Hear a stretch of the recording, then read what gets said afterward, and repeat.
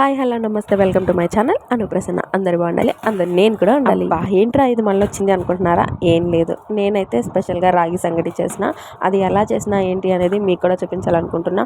Of course bachelors కూడా చేసుకోవచ్చు, ఎందుకంటే నేను కూడా ఒక బ్యాచిలర్ కాబట్టి నేను చేసిన నువ్వు చేసిన వంటలు బాగా వస్తాయి ఏంట్లే అనుకునే వాళ్ళకి ఈ వీడియో అనమాట. ఎందుకంటే నేను వంట చేస్తాను, అవతల వాళ్ళకి నచ్చుతుందా లేదా అనేది సెకండరీ. వంట అయితే చేస్తాను, టేస్ట్ కూడా బాగానే ఉంటుంది. తిన్న వాళ్ళందరూ బాగానే ఉన్నారు అంటే బాగుంటుంది అనే అర్థం. కోర్స్ రాగి సంగటి అంటే చాలా మంది తెలియదు, తినలేదు, చాలా తక్కువ తింటారు. మన ఆంధ్రాలోనే చాలా తక్కువ మంది తింటారు, మన రాయలసీమ వాళ్ళందరూ కూడా ఎక్కువ తింటారు, ఎందుకంటే అది వాళ్ళకి తెలుసు. మేమేదో ఎప్పుడో ఒకసారి ట్రై చేసినాం, అప్పటి నుంచి మాకు టేస్ట్ బాగుంది అనిపించి ప్రతిసారి చేసుకోవడం జరిగిందనమాట. ఇది ఏంటంటే నేను ఎలా చేశాను, నాకు ఎలా వచ్చు అనేది మీకు వీడియోలో అంతా చెప్తాను. ప్లీజ్ నా వీడియో అయితే చూస్తున్నారు కానీ లైక్ చేసి సబ్స్క్రైబ్ చేసుకోండి అబ్బా, సపోర్ట్ చేయండి. అఫ్కోర్స్ సపోర్ట్ చేస్తారు అందరికీ కూడా థ్యాంక్స్ చెప్తున్నా. అండ్ ఈ వీడియో స్టార్ట్ చేసేద్దామా. ఇందులో అయితే ఒక కప్పు బియ్యం నానబెట్టుకున్నా, హాఫ్ అన్ అవర్ పక్కన పెట్టుకున్నా. నేను రేషన్ బియ్యం తీసుకున్నా, మీరు ఏ బియ్యం ఉంటే ఆ బియ్యం తీసుకోండి. ఎంత కాస్ట్లీ బియ్యం అయినా పర్లేదు, తీసుకోవచ్చు, పర్లేదు. మేము ఊరబ్బా అందుకే రేషన్ బియ్యం తీసుకున్నాం, అలా ఏం కాదు, జస్ట్ ఫర్ ఫన్. రేషన్ బియ్యం తీసుకుని కడిగి నానబెట్టేసుకోండి, ఒక హాఫ్ అన్ అవర్ పక్కన పెట్టేసుకుంటే అయ్యే బడి ఉంటాయి. పెట్టుకున్నారు కదా, అవి అలా ఉండింది. ఆ తర్వాత ఏం చేస్తారంటే రాగి సంగటిని తీసుకుని పక్కన పెట్టుకొని 2 స్పూన్స్ ఆ బియ్యం నానబెట్టుకున్న బియ్యాన్ని స్టవ్ వెలిగించి ఆ స్టవ్ మీద అట్లా పడేయండి, అయ్యే ఉడుకుతూ ఉంటాయి.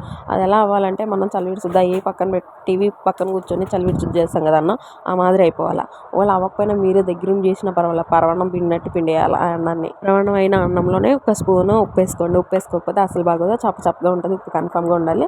అందులోనే 2 మినిట్స్ ఆగిపోయి శుద్ధ అయిపోయిన అన్నంలో ఒక 3-4 స్పూన్స్ మీరు ఎంత అయితే రైస్ తీసుకున్నారో ఆ రైస్కి తగ్గట్టు పిండి వేసుకుని ఒక 2 మినిట్స్ గ్యాస్ ఆఫ్ చేయాలి. నేనైతే ఆఫ్ చేయడం మర్చిపోయినా, అది మీరు చూసే ఉంటారు. అది ఉడుకుతానే ఉంది. అప్పుడు ఏమవుతుందంటే ఉండలు కట్టేస్తుంది. నేను చాలా కష్టపడ్డా, మీరు కూడా ఇంకా ఎక్కువ కష్టపడకుండా చెప్తున్నా ముందే టిప్స్. అదేంటంటే మీరు శుద్ధ అయిపోయింది అనుకునే టైంకి పప్పు గుర్తించుకుని పప్పును మెదిపోతానే ఉండాలి. అవతల వేయడం మీద మనకి కోపం వచ్చినప్పుడు ఎన్ని కంట్రోల్ చేసుకున్న తర్వాత ఎన్ని తిడతాం అవతలకి వెళ్ళిపోయిన తర్వాత, అలానే మనం పప్పు గుర్తించుకునే దాన్ని కూడా అలా మెదిపేయాలన్నమాట. ఎలా అంటే స్ట్రాంగ్ వార్నింగ్ లాగా చేయాలి. అలాగా ఒక 10 మినిట్స్ అలా కష్టపడి తిప్పిన తర్వాత స్మూతీగా అయిపోతుంది. కొంచెం రైస్ ఉంచుకున్న వాళ్ళు ఉంచుకుంటారు, నేను కొంచెం రైస్గా ఉంచుకున్నా. చాలా అంటే చాలా బాగుంటుంది. చికెన్ నేను పులుసుగా చేసిన, కొంచెం కారం ఎక్కువ వేసి చేయండి.